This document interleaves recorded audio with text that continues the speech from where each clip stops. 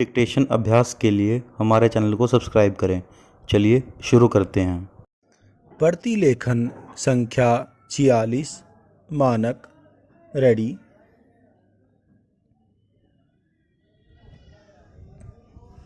Start. प्रसिद्ध Nobel पुरस्कार विजेता जॉर्ज वर्ल्ड का कहना है कि अगर वर्तमान दुनिया ख़त्म हुई तो उसकी सारी जिम्मेदारी अमेरिका की होगी। पूर्णविराम। उसके अनुसार यह कहना गलत है कि शस्त्रों की दौड़ के लिए कई राष्ट्र जिम्मेदार हैं। पूर्णविराम। आज केवल अमेरिका ही मौत का सबसे बड़ा सौदागर है। पूर्णविराम। वह सच्चा लोकतंत्र नहीं, एक दलीय तानाशाह है जहां परमाणु हथियारों का विरोध करने वाली राजनीतिक शक्तियों का अभाव है। पूर्णविराम। उन्होंने अत्यंत मार्मिक शब्दों में बताया कि अमेरिका का शासक वर्ग किस हद तक दुनिया को तबाह करने पर तुला हुआ है। पूर्णविराम। उन्होंने कहा कि परमाणु हथियार सबसे पहले अमेरिका ने बनाए और प्रयोग किए और फिर भी कहता रहा कि वे तो आत्म रक्षा के लिए हैं। पूर्णविराम। आज अंतरिक्ष युद्ध के हथियार भी वही बना रहा है और कह रहा है कि वे दुनिया के सारे परमाणु हथियारों को ख़त्म करने के लिए बनाए जा रहे हैं, लेकिन ये दोनों बातें झूठी हैं। पूर्णविराम। अमेरिका का इरादा हमेशा आक्रमण का रहा है। पूर्णविराम। और धीरे धीरे उसने युद्ध के इस तामसिक इरादे को अपना व्यवसाय बना लिया है। पूर्णविराम।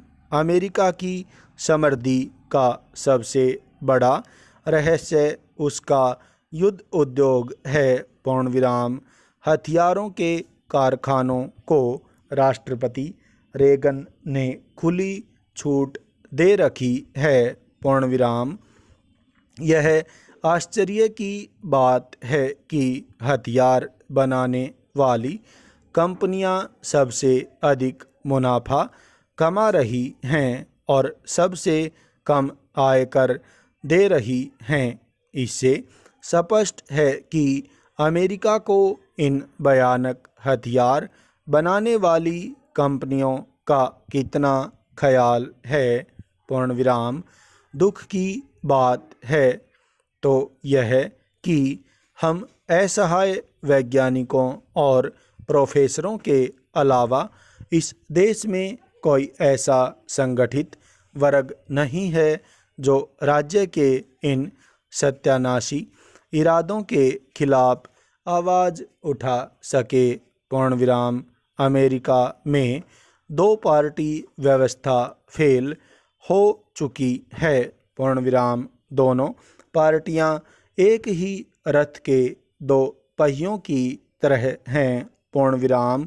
युद्ध उद्योग की तानाशाही के आगे दोनों पार्टियां नतमस्तक हैं। पूर्णविराम।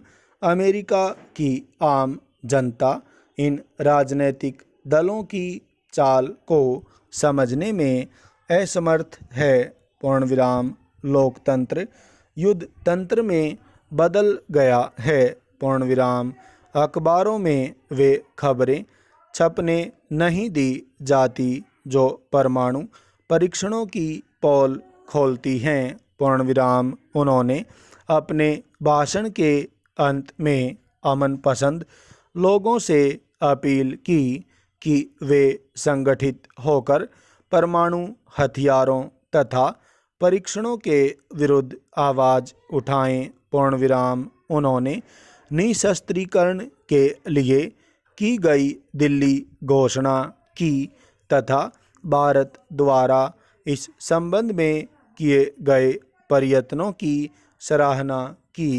और कहा कि आज आवश्यकता ऐसे देशों की है जो इस संबंध में आगे आकर स्थायी शांति के लिए प्रयत्नशील हों। पूर्ण विराम।